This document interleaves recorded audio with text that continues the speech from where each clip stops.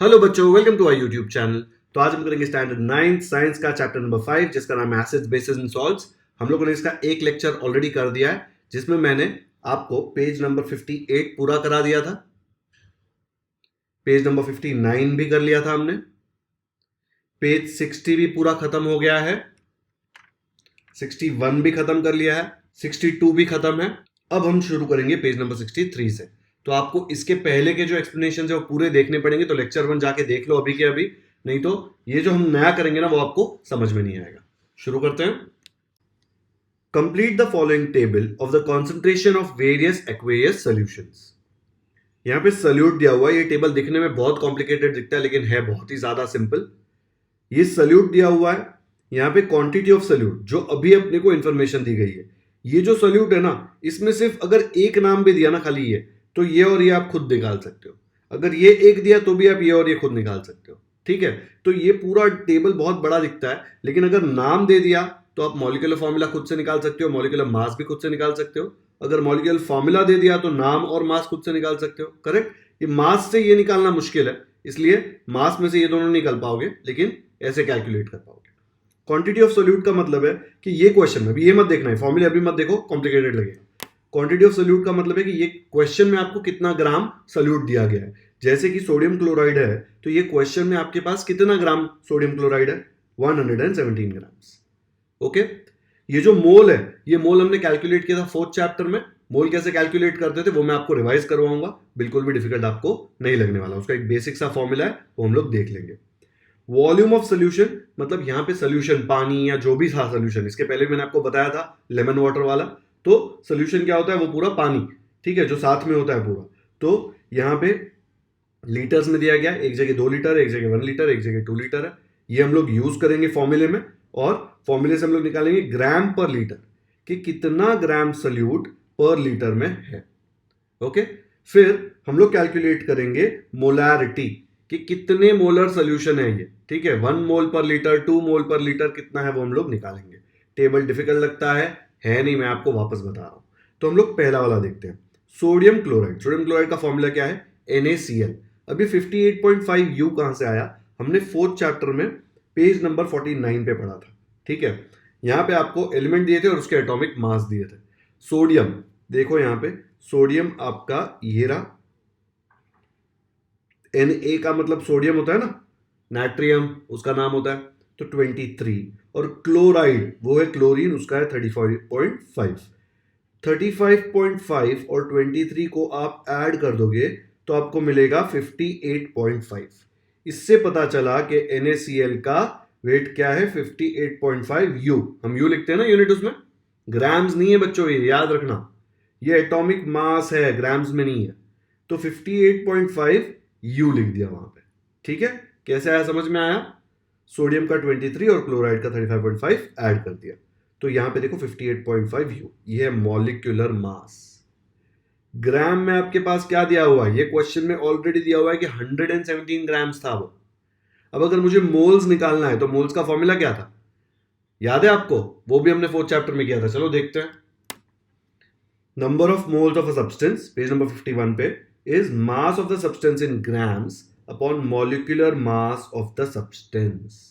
ये क्वेश्चन में mass of the substance in grams question में दिया था 117 और मॉलिक्यूलर मास क्या है, molecular mass of the substance हमने कैलकुलेट किया 58.5, याद है। पूरा फॉर्मूला मैंने आपको एक्सप्लेन किया। NaCl में Na था 23, Cl था 35.5, दोनों को ऐड करके आया था 58.5। तो नंबर ऑफ मोल्स कैसे कैलकुलेट होंगे, इसमें से कैलकुलेट होंगे। अब ये बहुत ही सिंपल है, 58 का डबल क्या होता है, 58 का डबल होता है 116। ठीक है, तो 58.5 का डबल होगा 117। मल्टीप्लाई करके चेक कर लो, 58.5 multiplied by 2, 5 2s are 10, 2 8s are 16 plus 1 17, 1 2 5s are 10 plus 1 11, 117.0। तो 58.5 को 1 जार और 2 जार आप ऐसे कट कर सकते हो। ठीक है, तो क्या है 2/1 कितना होता है 2। तो आपको ये वाला जो क्वेश्चन दिया था अभी मैंने ये चैप्टर में, तो कितने मोल्स आए, नंबर ऑफ मोल्स आ गए 2/1 विच इज 2। क्या होता है नंबर ऑफ मोल्स का formula, mass of substance in grams upon molecular mass of substance. Okay, तो 2 कैसे आया, समझ में आया। यहां देख लो, ये 2 कैसे आया, 117 अपॉन 58.5। इसलिए फॉर्मूला देखो यहाँ पे क्या दिया हुआ है, अगर ये कॉलम का नाम ई है तो ई का फॉर्मूला है डी अपॉन सी। डी अपॉन सी, डी का मतलब मास ग्राम्स में और सी कितना है, मॉलिक्यूलर मास, तो वही तो मोल का फॉर्मूला है।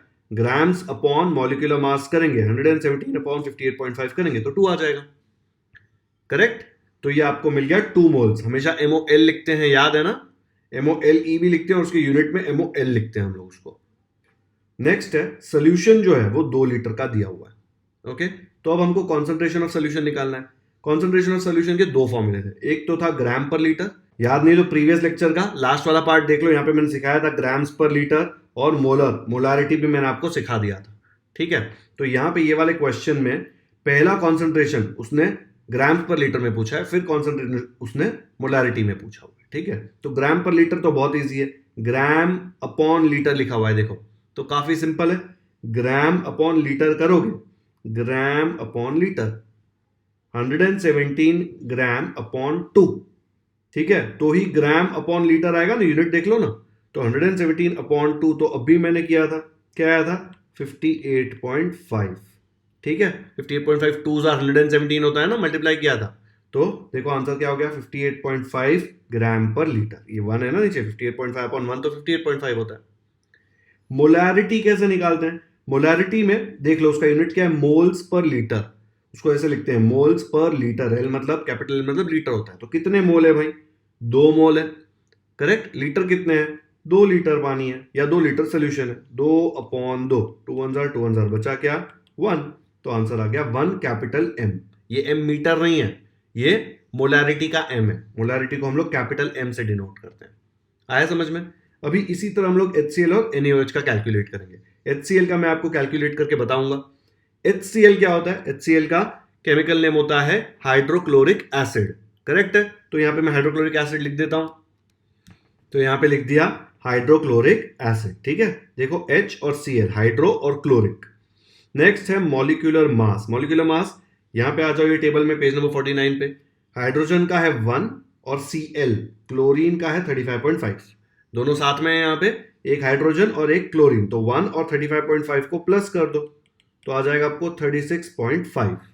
करेक्ट, तो यहां पे हम लोग लिख देंगे 36.5 U। ओके, ग्राम में दिया हुआ है 3.65 ग्राम्स। आपको क्या निकालना है, आपको निकालना है मोल। मोल क्या होता है, मोल होता है ग्राम अपॉन मॉलिक्यूलर मास। अब भी हमने करके देखा था, तो 3.65 अपॉन 36.5, तो ऐसे करके देख लो 3.65 अपॉन 36.5। ओके, अभी ये दिख रहा है क्लियरली 1 जार और ये 10 जार जाने वाला है। करेक्ट, 3.65 को 10 से मल्टीप्लाई करोगे तो 36.5 आ जाएगा, और 1 अपॉन 10 का वैल्यू क्या होता है 0.1। ओके, तो यहां पे मोल्स आने वाले हैं हम लोग को 0.1। ये तुम लोग को मल्टीप्लिकेशन समझ में आता है ना, नहीं आता तो ऐसे कर लेने का, देखो 3.65 अपॉन 36.5, ऊपर नीचे 10 से मल्टीप्लाई कर दिया, जैसे ऊपर 10 से मल्टीप्लाई किया 3.65 इंटू 10 क्या बन जाएगा, वो बन जाएगा 36.5, डेसिमल पॉइंट एक शिफ्ट हो जाएगा ना, और ये कट बन, तो क्या बचा 1/10 which is nothing but 0.1। Correct, अब बोल रहा है 1 लीटर सोल्यूशन है, हमको निकालना है कॉन्सेंट्रेशन ऑफ सोल्यूशन, पहले निकालना है ग्राम पर लीटर में, फिर निकालना है मोल पर लीटर में। ग्राम पर लीटर कितना ग्राम है भाई, 3.65 ग्राम, कितने लीटर में, 1 लीटर में, तो 3.65 अपॉन 1 विच इज 3.65, यूनिट आएगा ग्राम पर लीटर। नेक्स्ट निकालना है मोलारिटी, मोल पर लीटर, मोल्स कितने हैं 0.1, लीटर कितना है 1, तो 0.1 अपॉन 1 विच इज 0.1, तो इधर आ गया 0.1, यूनिट क्या होता है मोलारिटी का m। ओके, आया समझ में। ये अगर नहीं समझ में आया तो एक बार फिर से देख लो, ग्राम पर लीटर, ग्राम कितना है 3.65, लीटर है 1, तो 3.65 अपॉन 1 विच इज 3.65, कुछ कट ही नहीं होगा ना, 3.65 रह जाएगा। सिर्फ यूनिट देखोगे ना तो फॉर्मूला समझ में आ जाएगा। ओके, नेक्स्ट है NaOH। आप ये वाले पेज पे जाके Na मतलब सोडियम, O मतलब ऑक्सीजन और H मतलब हाइड्रोजन, ये सब यूज करके आपको खुद से ये टेबल भरना है और मुझे कमेंट में बताना है। हर एक बच्चा जो वीडियो देख रहा है, हर एक को ये पूरा टेबल भरना है। ठीक है, फिर सोल्यूशन देखना है, ऐसे ही सोल्यूशन नहीं देखेंगे।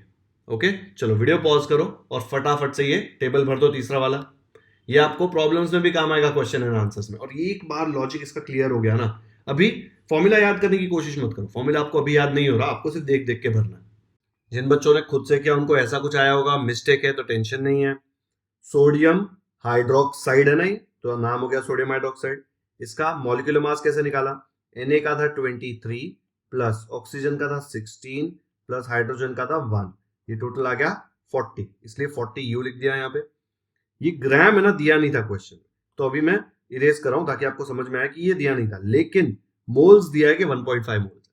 मोल्स का फॉर्मूला क्या है, मोल्स का फॉर्मूला है जितना भी ग्राम में दिया था अपॉन मॉलिक्यूलर मास, ठीक है, ये अपॉन मॉलिक्यूलर मास। तो ये हमको नहीं दिया हुआ है ना, तो हम लोग इसको ले लेते हैं x, ठीक है।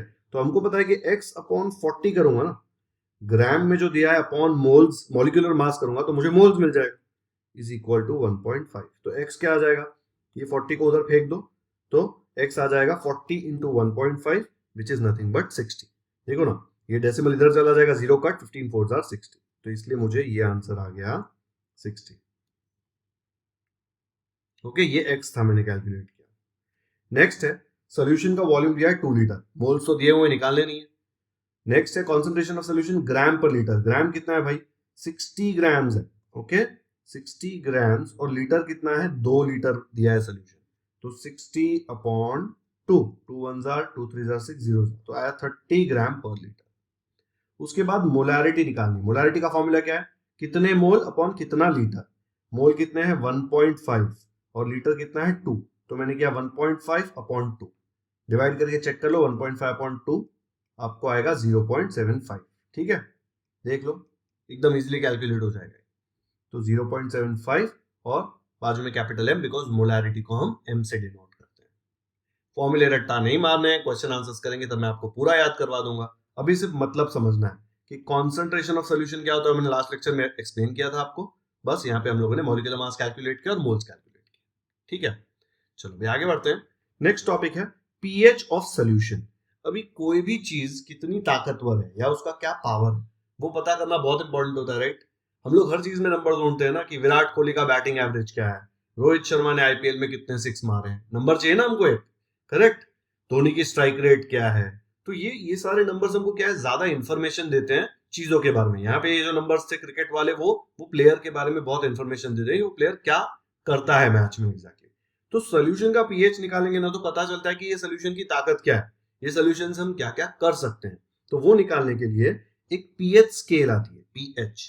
पीएच का मतलब होता है पावर ऑफ हाइड्रोजन, ठीक है, एच हाइड्रोजन का कैपिटल लिखा हुआ है, इसलिए देखो पावर ऑफ हाइड्रोजन बोल सकते हो आप इसको।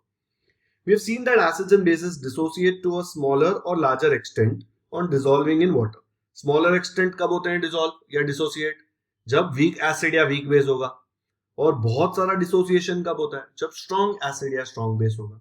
क्या करते हैं अंदर वो H plus and OH minus ions form करते हैं, correct. H plus and OH minus ions are found in different proportions in all natural aqueous solutions. पानी में खुद भी पानी H plus और OH minus अलग अलग कर देता है काफी टाइम, राइट। ये हमने बहुत डिटेल में लास्ट टाइम पढ़ा था। And that determines the properties of दो सॉल्यूशन, और उसमें कितना H प्लस और कितना OH माइनस है उससे पता चलता है कि भाई ये जो सॉल्यूशन है उसकी ताकत क्या है, उसकी प्रॉपर्टी क्या है, उससे हम क्या बना सकते हैं, क्या कर सकते हैं। For example, the proportion of H plus and OH minus ions divide soil into acidic, neutral and basic types. अभी आपको शायद इसके बारे में ज्यादा पता नहीं होगा, ज्योग्राफी या एनवायरनमेंट में पढ़ा होगा, तो टाइप्स ऑफ सॉइल में आपने कभी कभी देखा होगा कि एसिडिक सॉइल है या न्यूट्रल सॉइल या बेसिक सॉइल है। एसिडिक सॉइल बहुत ज्यादा फर्टिलाइजर यूज करके, पेस्टिसाइड यूज करके, इंसेक्टिसाइड यूज करके सॉइल की क्वालिटी खराब हो जाती है, सॉइल एसिडिक या बेसिक हो जाती है, ठीक है। कोई कोई प्लांट्स के लिए बेसिक सॉइल बहुत अच्छी भी होती है।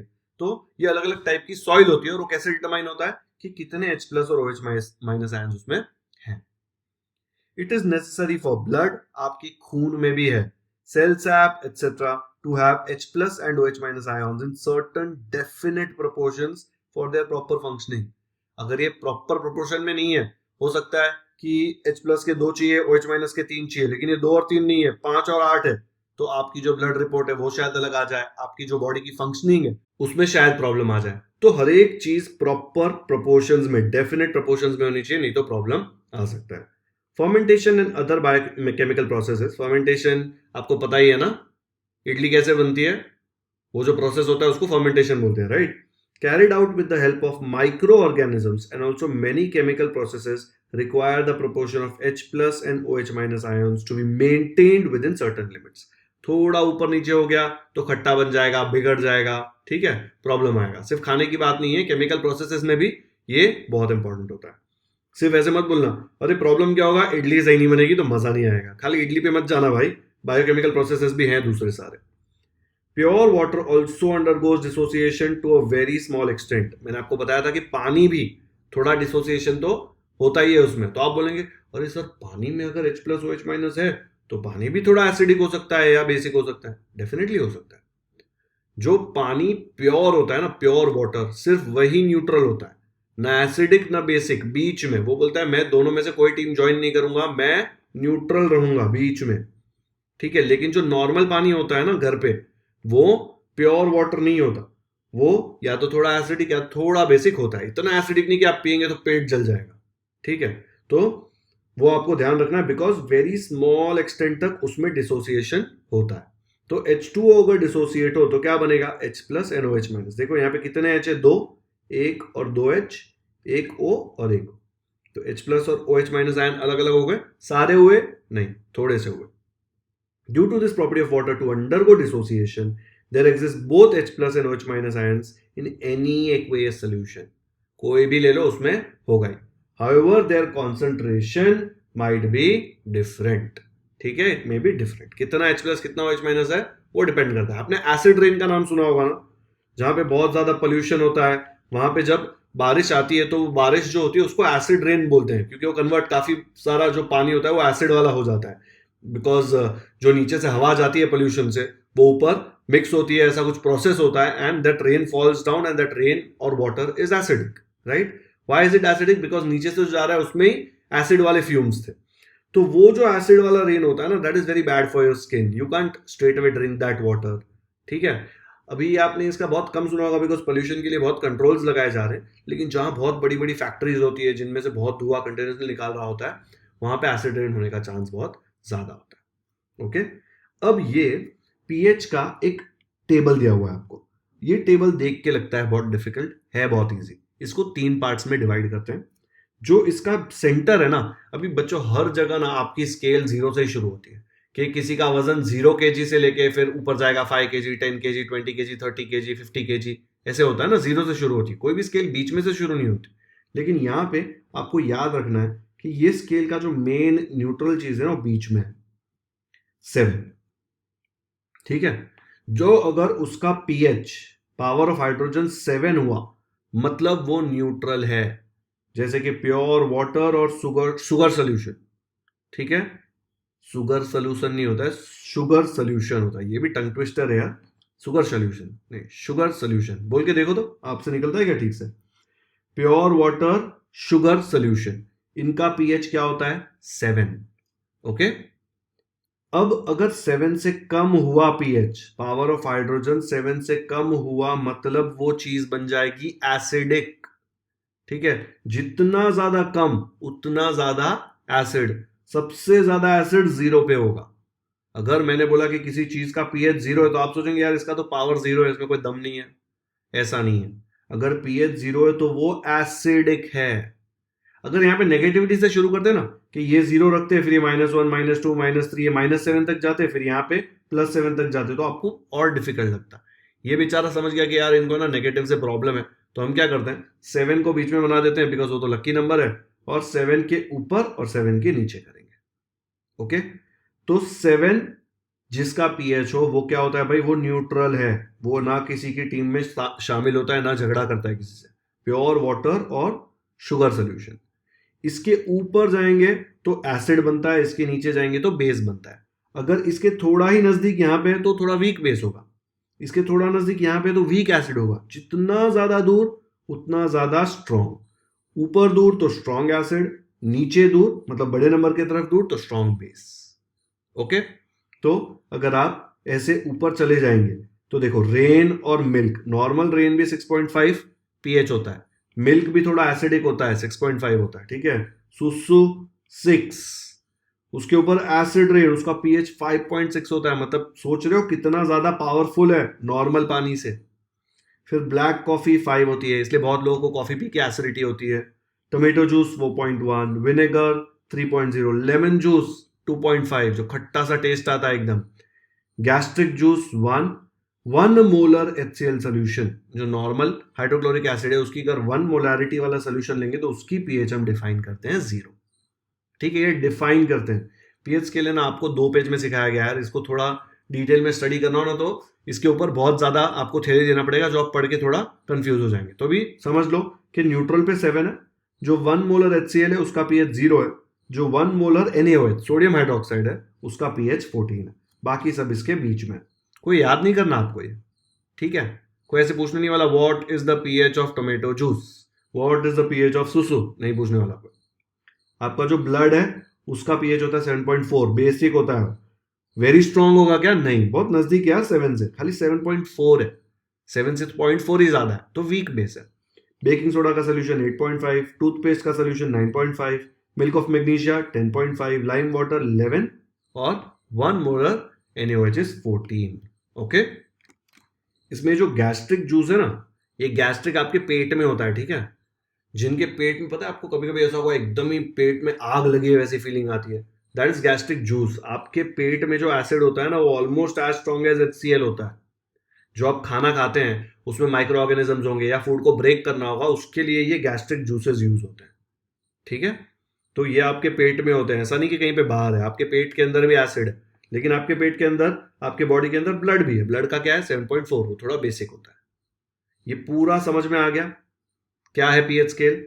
7 पे डिफाइन करने का कि न्यूट्रल, 7 से कम हुआ तो एसिडिक, 7 से ज्यादा हुआ तो बेसिक। जितना ज्यादा कम उतना ज्यादा स्ट्रॉन्ग, जितना ज्यादा बड़ा उतना ज्यादा strong base.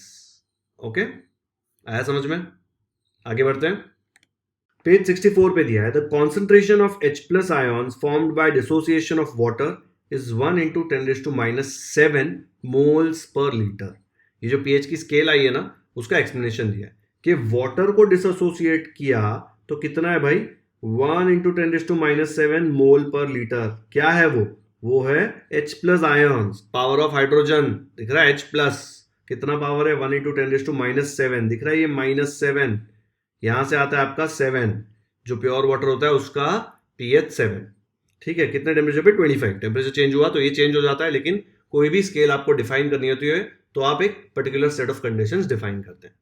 At the same temperature, the concentration of H+ ions in 1 molar solution of HCl, 1 molar solution, ठीक है। आपको पता ना 1 मोलर कैसे लेंगे?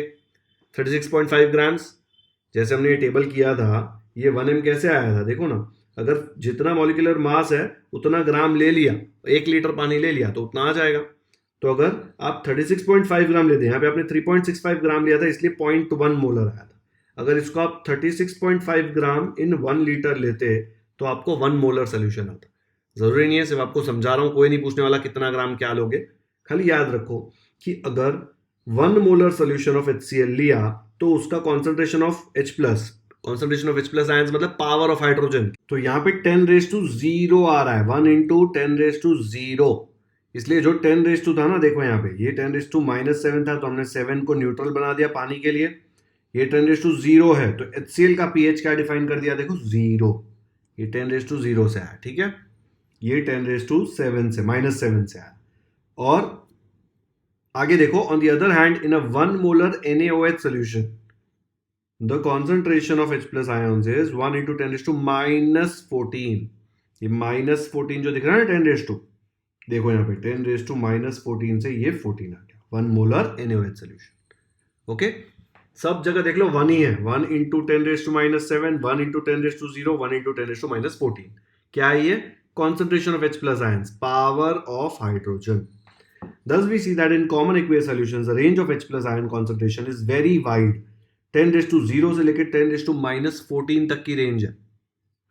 Okay, in 1909 the Danish scientist Sorensen introduced a convenient new scale of expressing H+ ion concentration which is found to be very useful in chemical and biochemical processes. उसके पहले पता नहीं था कि हम लोग इसको ग्रेड कैसे करेंगे, कैसे डिटरमाइन करेंगे कि कोई स्ट्रॉन्ग एसिड है, वीक एसिड है, स्ट्रॉन्ग बेस है या वीक बेस है।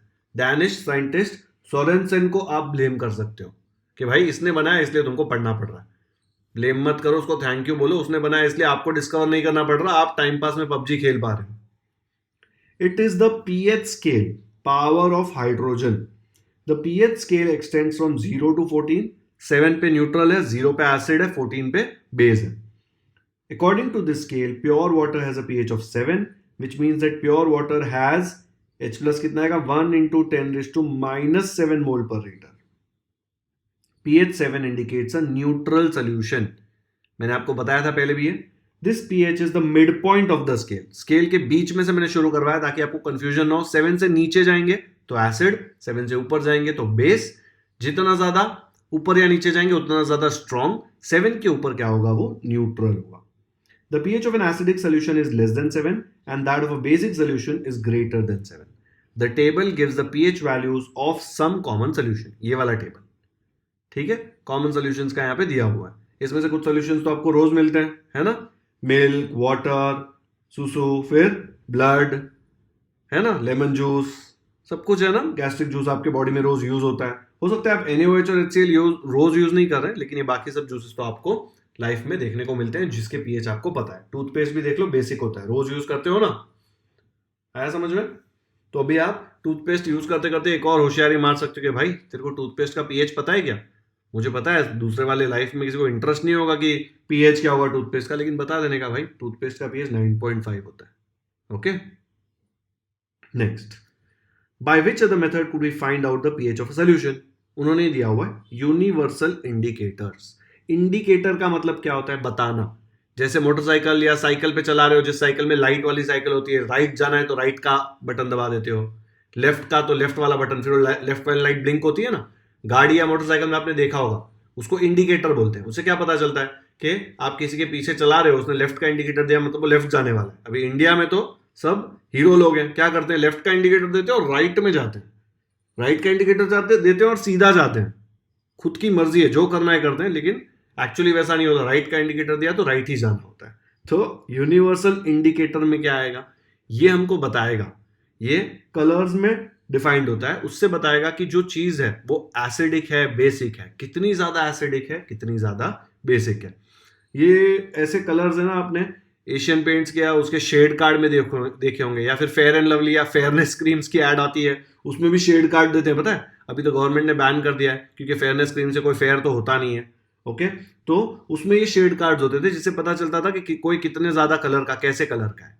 तो यहाँ पे आप देख लो, what are the colours of the following natural and synthetic indicators in acidic and basic solutions. ये नेचुरल एंड सिंथेटिक दोनों दिया हुआ है। Litmus paper, turmeric, jamun, methyl orange, phenolphthalein. ये मिथाइल ऑरेंज और फिनोल्फ्थलीन आपने साइंस लिया ना तो 11th-12th में बहुत आने वाला है। आप लैबोरेटरी में जब जाओगे तो आप यूज भी करेंगे।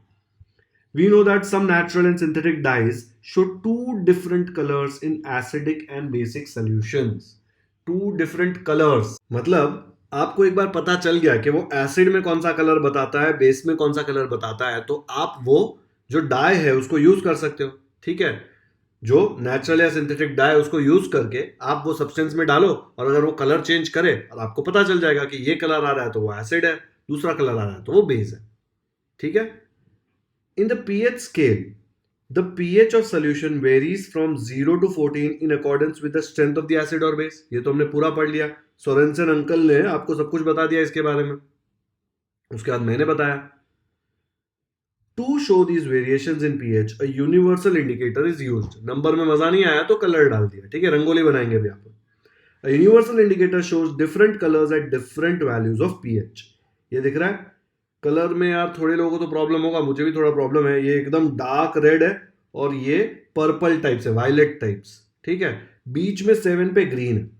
तो अगर कलर ग्रीन आया तो न्यूट्रल है, एकदम रेड आया, देखो अभी रेड की तरफ जा रहा है ना, तो एकदम रेड आया तो बहुत स्ट्रॉन्ग एसिड है, एकदम ही वायलेट या पर्पल आया तो वो बेस है। ठीक है, तो आप कलर देख के पता कर सकते हो कि वो कौन से टाइप का एसिड है। इसमें झगड़ा भी होगा, पप्पू बोलेगा नहीं यार ये सेकंड वाला रेड है और अप्पू बोलेगा कि नहीं थर्ड वाला रेड है। तो ये झगड़ा बाद में कर लेना क्योंकि अभी आपको ये झगड़ा आने नहीं वाला। बट कलर्स याद रख लेना कि जितना ज्यादा पर्पल या वायलेट होगा बेसिक, जितना ज्यादा रेड होगा उतना एसिडिक। ठीक है, a universal indicator is made by mixing several synthetic indicators in specific proportions.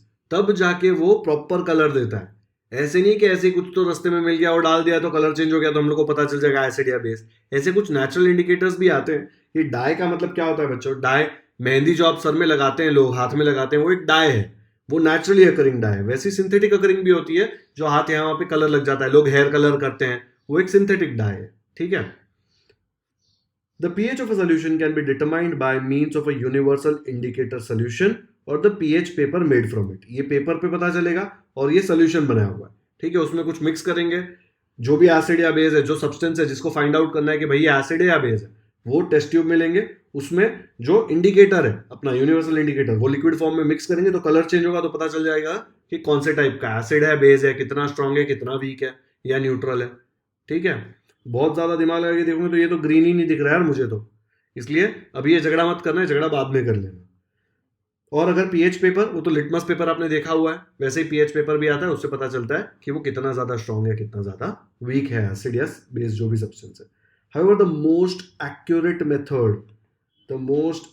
Method, मैंने बोला ना इसमें झगड़ा हो सकता है कलर में, तो एक्यूरेट मेथड क्या है of measuring the pH of solution is to use an electrical instrument called the pH metre.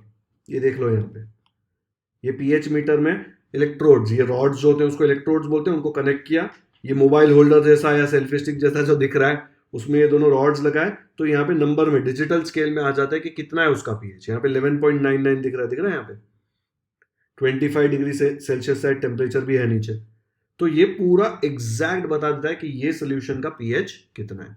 कैसे? In this method pH is measured by dipping electrodes into the solution. ये जो है ना, इसको इलेक्ट्रोड बोलते हैं, ये रॉड्स जो है उसको। ओके, इलेक्ट्रोड बिकॉज ये इलेक्ट्रिसिटी यूज होता है ये फाइंड आउट करने के, इसके थ्रू इलेक्ट्रिसिटी जाती है, इससे पीएच डिटरमाइन होता है। कैसे होता है वो हम आगे जाके देखेंगे। तो ये वाला पेज भी हमने खत्म कर लिया। आया समझ में? यूनिवर्सल इंडिकेटर्स पे अगर शॉर्ट नोट आई तो लिख पाओगे ना? सिंपल है ना? एग्जाम में पेंसिल कलर और पेस्टल कलर मत लेके जाना ये कलर्स बनाने के लिए, मस्त कलरफुल जीरो देगी टीचर। ठीक है, तो आज का लेक्चर यहीं पे खत्म करते हैं। थोड़ा ज्यादा टाइम लगा बिकॉज ये टेबल एक्सप्लेन करने में मैंने बहुत ज्यादा आपको कैलकुलेशंस और सब कुछ बताए, एंड हम लोगों ने पीएच स्केल भी देख लिया। तो page 63 and page 64 universal indicators क्या होते हैं, कैसे होते हैं, ये भी हमने पढ़ लिया। अब इसके आगे जो हम करने वाले हैं, reactions of acids and bases, इसके लिए आपका बेस स्ट्रांग होना बहुत जरूरी है। ये वाला बेस नहीं, आपका जो कॉन्सेप्ट का फाउंडेशन है, आपके बेसिक्स वो क्लियर होने चाहिए, क्योंकि ये केमिकल वगैरह देख के, फॉर्मूले देख के सब लोग डर जाते हैं। बिल्कुल भी डरना नहीं है, लेकिन आपको नाम पता होना चाहिए कि H का मतलब क्या होता है, HNO3 क्या होता है। नाम पता होगा तो एटलीस्ट एक पार्ट तो आपके समझ में आ जाएगा।